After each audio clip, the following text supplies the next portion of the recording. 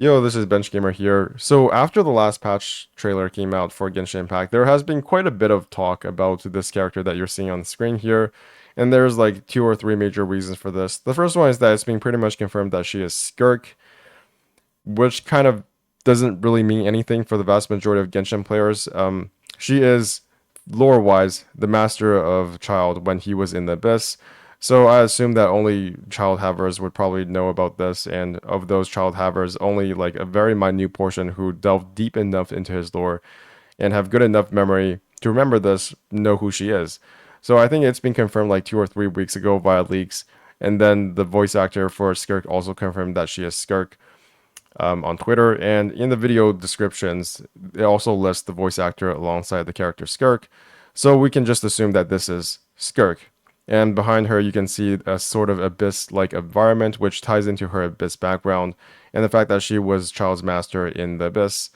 And honestly, if you ask me how Child got into the abyss, how he got out of the abyss, what he did in the abyss, I probably wouldn't be able to tell you. So as far as most Genshin players are concerned, this is probably kind of like a non-entity that just appeared out of nowhere. So that's one of the major reasons why people are talking about her. The other major reason is the fact that when people look at this character, a lot of people are saying that she does not look very much like a Genshin character, that she actually looks more like a Honkai Impact third character.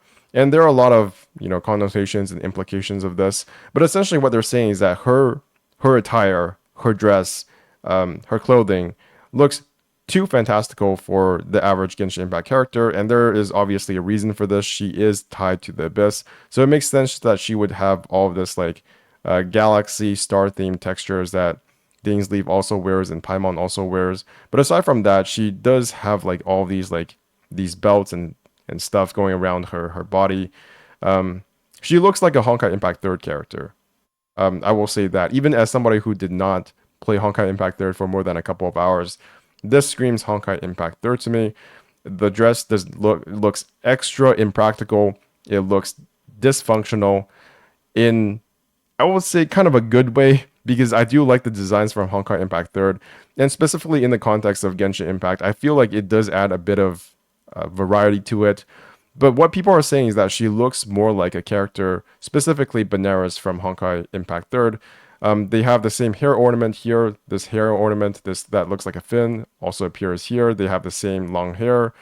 With these two hair tufts jutting out. Same thing over here.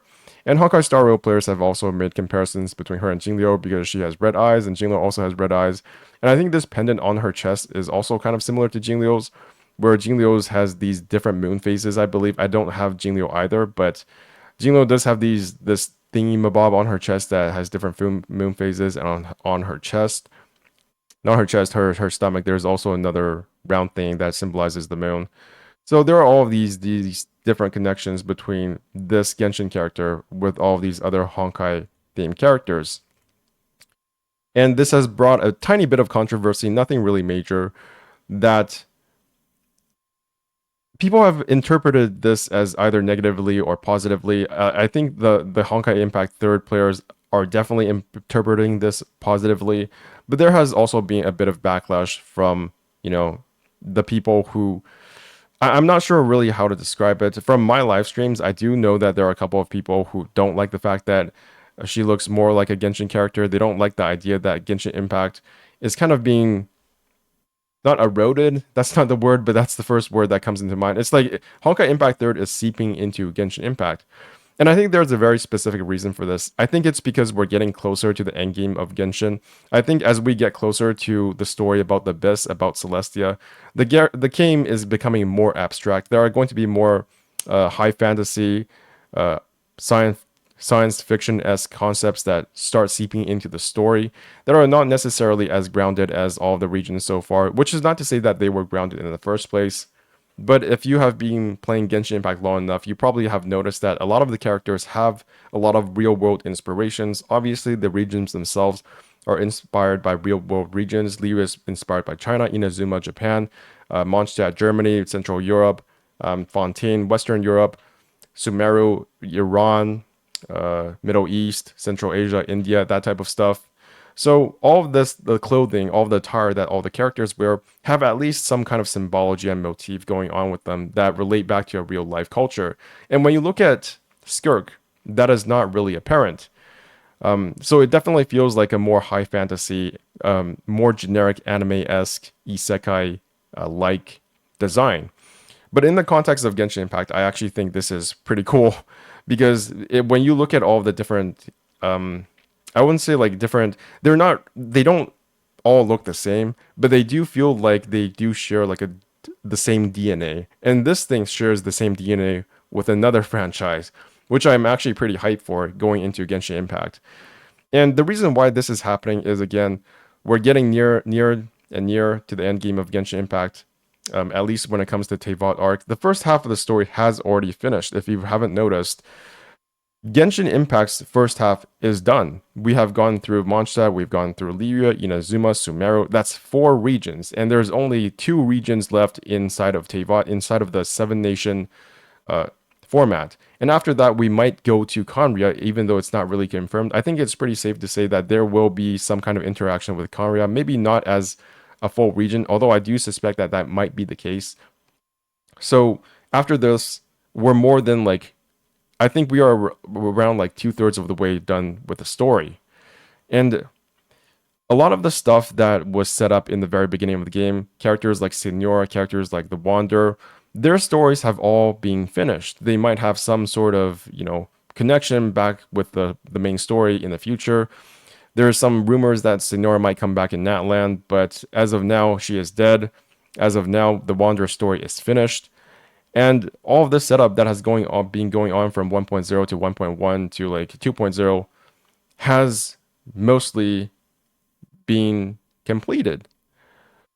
And that's why I feel like Fontaine is almost like this transitional arc where we're going from the traditional 7 nation format to a less formulaic one where we're getting all of these like big surprises like Skirk, like the dragons kind of coming back and not really adhering to this. We're going to fight the Fatui and then we're going to fight another big baddie, or if it's not the Fatui, it's going to be some other big baddie that is not really that relevant to the main story.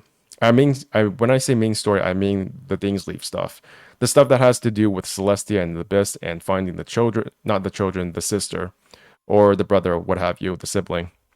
So I'm really excited for the end of Fontaine, not just because I think it's going to be a hype arc, not just because it's going to be a hype climax, but because I think it's going to transition us away from a more formulaic structure to something that is a bit more exciting to me, which is that we're going to have more different outcomes in terms of the story. We're not all just going to follow the same format.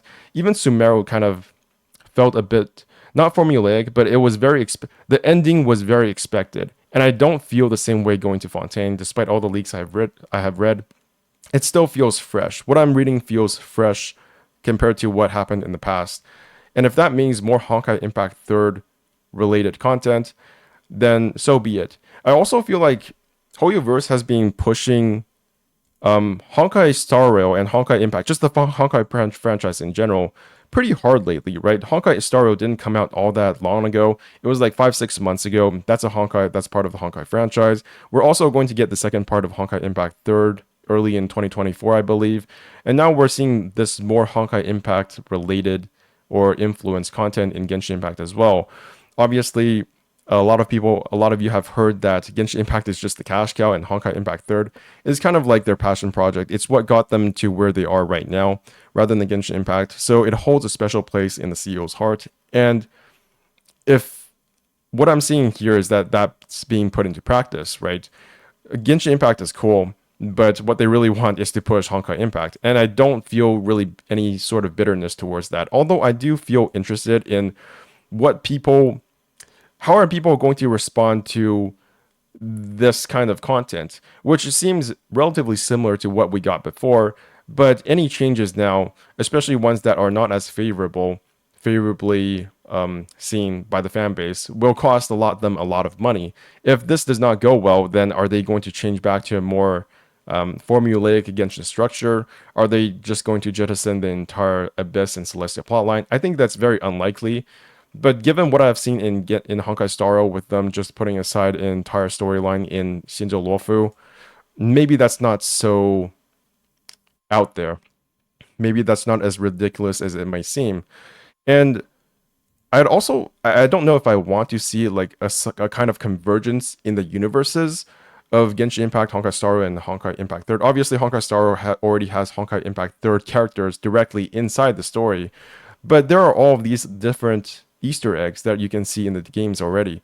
Like in this screenshot, you can see Otto looking at a picture of Dvalin, and Otto is in Honkai Impact Third. And then in Honkai Star Rail, there's also this object you can see, which is obviously the wind glider from Fontaine, or some kind of wind glider based off of a Genshin Impact world object.